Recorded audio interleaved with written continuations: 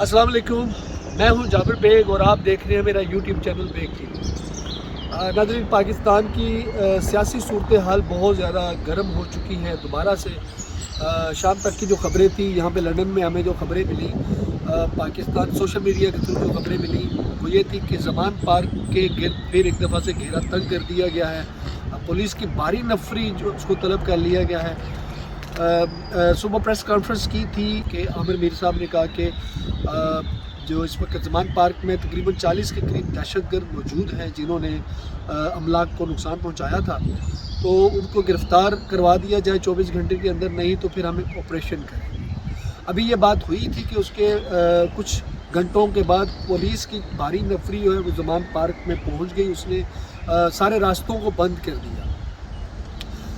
पाकिस्तान की सियासत बड़ी अजीबोगरीब किस्म की है। सियासतदानों की सोच और तबीयत बड़ी अजीब किस्म की है कि पाकिस्तान के एक साबिक़ वज़ीर आज़म को, जिनको कि कोर्ट ने ये सहूलत दे रखी है कि वो अभी 30 मई तक उनको गिरफ़्तार ना किया जाए, वो ज़मानत पर रहा है, उसके बावजूद इस तरह के मामलात करने, हैरासमेंट फैलानी, लोगों के अंदर खौफ फैलाना, यही मकसूद है। इमरान खान साहब ने इसका ऐलान भी किया है कि अगर कोई यहाँ पे मुल्ज़िम या कोई मुजरम मौजूद है तो आप उसके वारंट लेके आएँ और कानूनी तरीके से आप अपना जो भी कार्रवाई है उसको करें। लेकिन फिर भी इस तरह पुलिस को भेजना, पुलिस का घेराव करना, इसका मकसद क्या है? जो खदशात हैं वो यही है कि खान साहब की ज़िंदगी को बहुत ज़्यादा ख़तरात लायक हैं।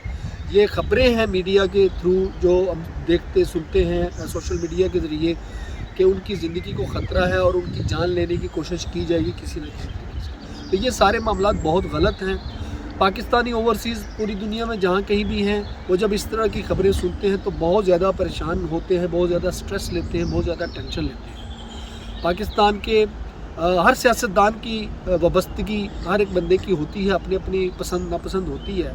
तो किसी के भी महबूब लीडर के साथ इस तरह का अगर कोई उनकी ज़िंदगी को ख़तरा हो, अगर उनकी जान लेने की कोशिश की जाए, तो उनको चाहने वाले वो उनके सामने ज़रूर दीवार बनकर खड़े होते हैं। तो उनकी ज़िंदगियों को ख़तरे में डालना ये मुनासिब बात नहीं है।